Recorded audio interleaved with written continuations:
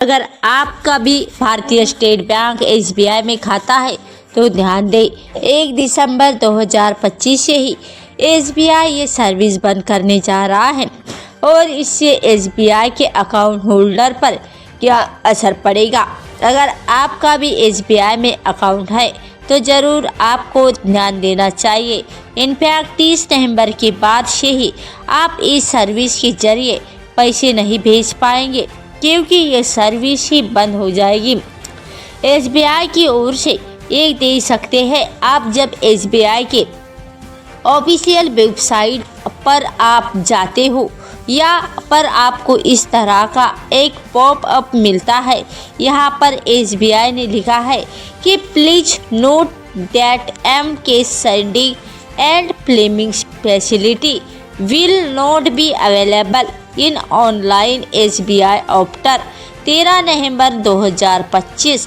Kindly use alternate models of transfer such as UPI, IMPS, NEFT और RTGS। तो आखिर इस पॉप अप का मतलब क्या है और कौन सी सर्विस बंद होने जा रही है?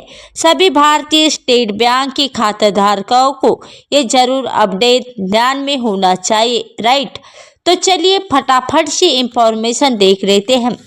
वैसे तो आप समझ गए होंगे कि भारतीय स्टेट बैंक है जो 30 नवंबर से ही यो लिफ्ट ऐप पर अपनी MKF सर्विस को बंद कर देगा और इसी को लेकर ये पॉप अप लग रहा है।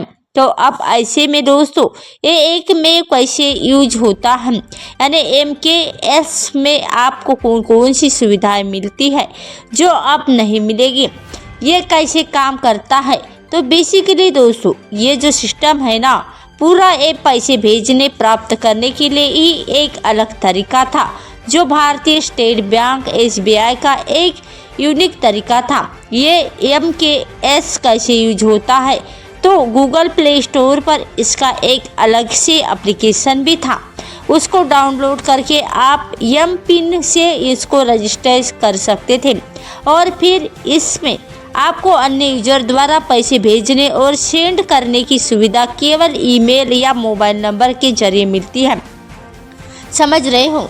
तो दोस्तों मतलब इससे में पैसे भेजने प्राप्त करने के लिए बैंक अकाउंट नंबर या IFSC कोड भरना भी ज़रूरी नहीं होता है। फिर MKS से अगर पैसा का जो रिसीवर था वो किसी अन्य खाते में ट्रांसफ़र करना चाहता था तो उसको सबमिट कर सकता था। एंड बैंक डिटेल जो भी होती है ना, उस तरह से ये वर्क करता था। ऑनलाइन सिस्टम था, लेकिन अब ये सिस्टम बंद होने जा रहा है।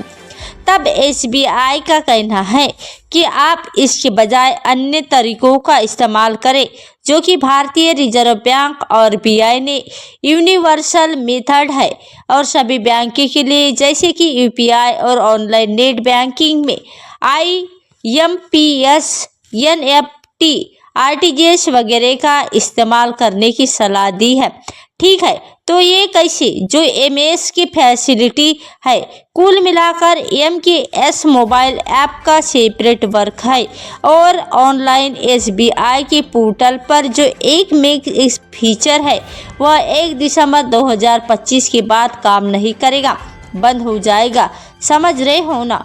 तो बाकी ऐसा कोई खास इफेक्ट नहीं पड़ेगा, लेकिन अगर आपको रेगुलर लेन देन एक में इसके जरिए होता है तो फिर आपको अन्य पेमेंट मेथड पर स्विच करना चाहिए, जैसे UPI वगैरह, IMPS, NEFT, नेट बैंकिंग और भी दोस्तों बैंक के कोई जो कई सारे अपडेट्स होते हैं वो आपको रेगुलर बताता रहता हूँ।